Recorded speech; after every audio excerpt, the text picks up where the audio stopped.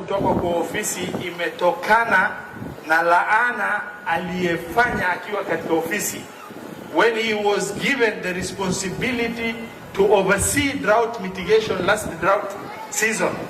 Your Excellency, Rigathi Gachagua decided to do politics with that food rather than attending to the population.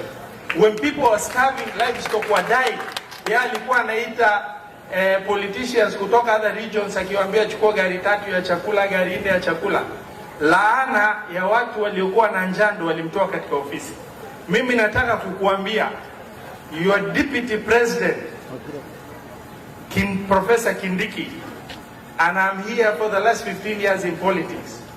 I want to say hats off for the way you're coordinating the drought mitigation program, and I've been around the constituency yote 30 wards.